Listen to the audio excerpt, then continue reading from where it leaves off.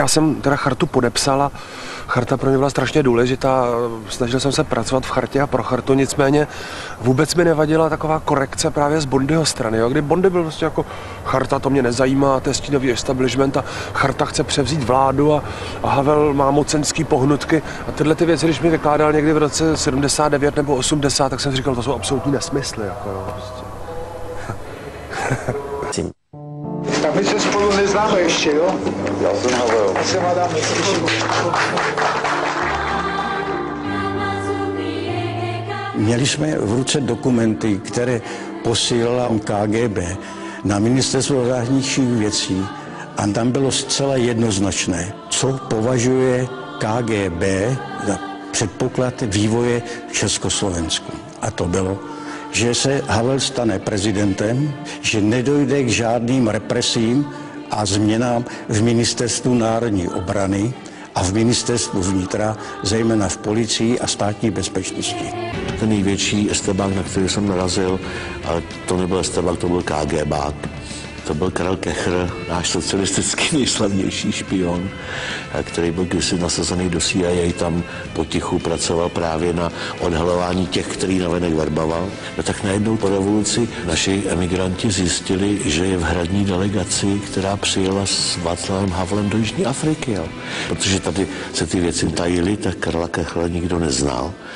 A najednou zjistili, že ten člověk zakládal v Dolních Břežanech občanský fórum, byl v první hradní delegaci, protože předtím byl v prognostickém ústavu zašitý, tak se znal se všema Klausem počínaje a Vladimírem Dlouhým konče.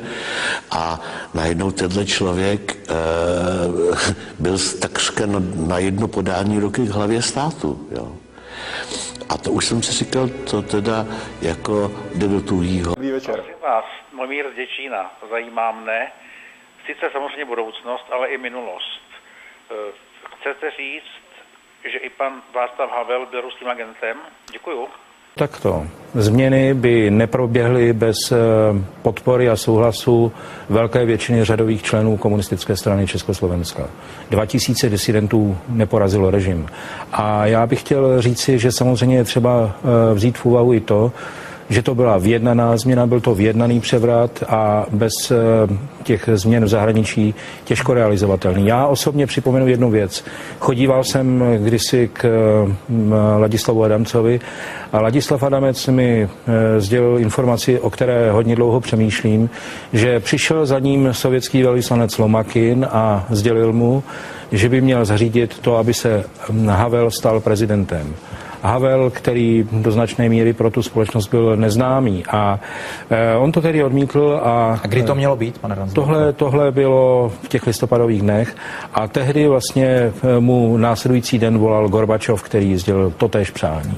Je vidět, vážený pane, že nesledujete naše stránky www.cibulka.net, protože byste věděl, že Václav Havel je na naší stránkách už tak asi 10 let prezentován jako vysoce podezřelý agent ruské špionáže GRU. Jak jste věřili ve svobodu a zbyla z ní svoboda obchodu, to jest podvodu. Zalít pod vodu a tam utopit byste se měli. Vy, co jste na Václaváku v nadšení vyváděli. To, co jste chtěli, jste dostali. Zas vám akorát nasrali. A rvát vlasy by si měl pan Havel, jak to s váma sválel.